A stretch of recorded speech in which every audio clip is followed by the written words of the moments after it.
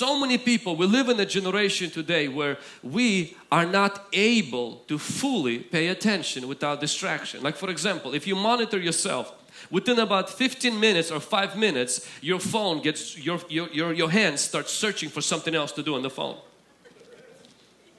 7 minutes into a date night and you need to check your phone. Of course, maybe somebody died. Maybe something really big happened. Who liked my picture? Who followed me? There's a constant addiction even to the things where we cannot focus to one thing at a time. And I believe that God wants to bring freedom to people's lives from this area. And God also wants to show something today. If you are under attack, there is a very high chance you paid for that attack with your attention. This week, you know, if you're married and you're a husband, most likely UPS guys, you know, come deliver packages to your house that your wife ordered. It would be foolish to get up there with a baseball bat and begin to threaten the UPS guy for bringing packages and say, why are you bringing packages to my house? And he will look innocently and say, well, it's not my fault. I'm only delivering what your wife paid for. I wonder how many things devil delivers to us that we paid for without attention. I wonder how many emotional problems devil delivers to us and we cast out the devil, but in reality we made the transaction and paid with it with our attention. For example, you give too much attention to news, you give too much attention to the social media, you will have anxiety. You will actually live in your house closed in and feel like the only time you should get out is when the world finds a vaccine for death. So many people today are trapped, and this is not to bring shame on anybody who is not feeling comfortable staying in. What my goal today is this, is that if you're battling with fear, battling with anxiety, stop watching conspiracy theories. Take a break from news media. Take a break from social media feed. Take a break from your favorite place that feeds you, not with the truth and life, but feeds you with things that create negativity. You can't live a positive life with a negative mind.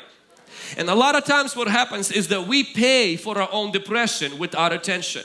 Whatever we give our attention to becomes something that fills our life. Then devil delivers packages, but he doesn't deliver them just to any address. He delivers them to addresses that paid for those packages with their attention.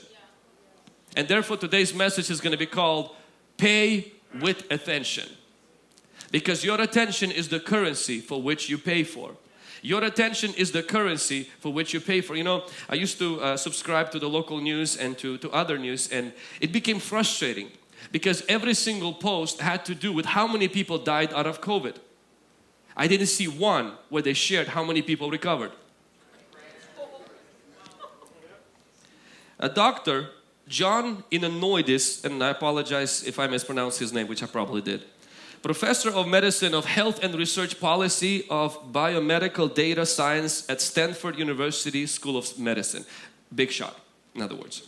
He said this, if you are between ages 20 and 40, your risk of dying from COVID-19 is the same as your chance of dying from playing football.